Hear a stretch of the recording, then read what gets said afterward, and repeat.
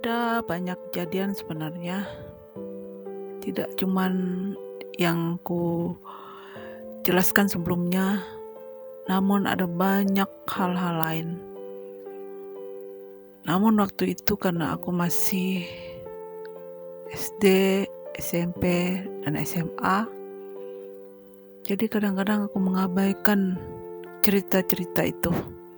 Contohnya, cerita tentang mereka kalau mereka dipinjamkan tanah, terus mereka akan kelola tanah itu, dan apabila tanah itu ingin diambil kembali, mereka berkata itu tanah mereka, dan orang yang punya tanah itu tidak berhak untuk mengambilnya karena mereka sudah mengelola tanah itu, menjaganya, jadi itu hak milik mereka.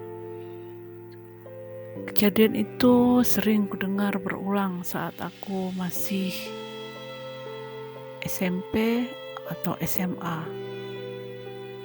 Dan ada cerita-cerita lain yang dulu kupikir itu mungkin hal yang biasa saja karena sering terjadi.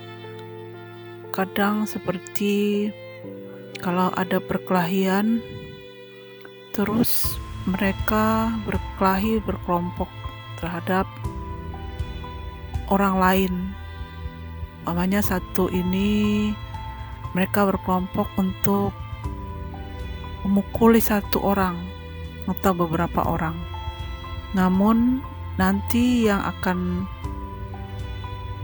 masuk penjara atau ditahan itu cuman satu orang. Dan katanya itu sering terjadi. Dan kalau yang kualami sendiri adalah seperti kalau ibuku menyuruh aku untuk pergi ke warung, dan ibuku selalu saja untuk menyuruhku ke warung M ini. Karena memang rata-rata mereka yang berjualan sayur, kuakui mereka adalah suku yang ulet, mereka rajin, mereka mengolah tanah yang dipinjamkan orang kepada mereka. Mereka akan bertanam sayur, mereka akan bertanam cabai, mereka akan bertanam mentimun, dan itu semua berhasil. Dan tidak semua mereka bersikap kasar atau bersikap seperti preman, namun mungkin waktu itu komunikasi antara suku mereka dan suku kami tidak terlalu intens, jadi masing-masing membuat batasan sendiri. Jadi kami tidak terlalu akrab walaupun kami kenal dengan mereka. Aku yang pasti tidak tahu apa yang ada di pikiran mereka. Dari kecil aku berteman dengan anak-anak mereka, walaupun mereka jarang untuk sekolah sampai ke sekolah menengah atas. Biasanya mereka pulang ke kampung halaman mereka untuk sekolah di tempat mereka.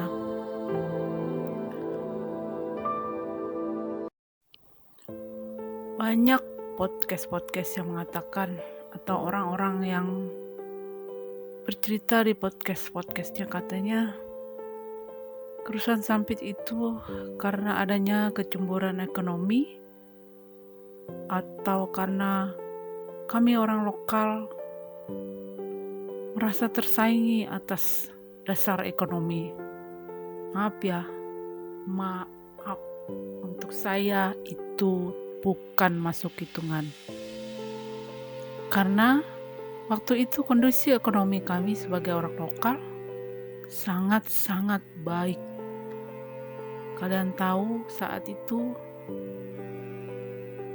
kami dan orang-orang lokal lainnya Dan bahkan banyak orang-orang pendatang yang datang ke area Sampit untuk kerja kayu.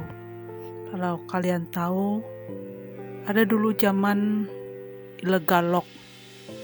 Uang itu yang ratusan juta, puluhan juta, itu bisa didapat dalam hitungan minggu.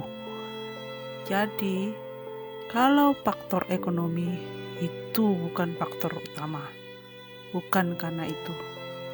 Namun, menurutku ya, faktor utamanya adalah karena sikap suku M yang tidak pernah menghargai kami sebagai orang lokal. Itu saja sih sebenarnya. Pemicu-pemicu yang lain itu hanya pemicu sampingan. Kalau yang kurasakan dari masa kecilku, yaitu itu adalah pemicunya. Mereka merasa mereka bisa seenaknya di daerah kami. Mereka sesukanya untuk melakukan sesuatu. Kami hanya diam. Karena kami pikir untuk apa kami ribut. Namun bila diulang-ulang berpuluh-puluh kali, maka itu akan bisa jadi pemantik sesuatu yang besar. Dan akhirnya pecahlah di kerusuhan 2001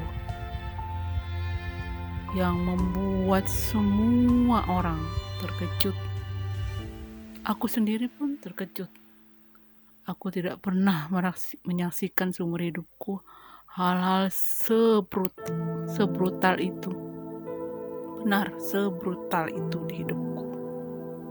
Sampai aku merasakan trauma hingga 2 tahun. Jadi, kerusuhan 2001 pelajaran penting bagi kami, dan semoga juga pelajaran penting bagi mereka yang pernah ada dalam kerusuhan itu. Itu adalah pemicu kerusuhan 2001 menurutku sebagai orang yang ada di tengah konflik itu.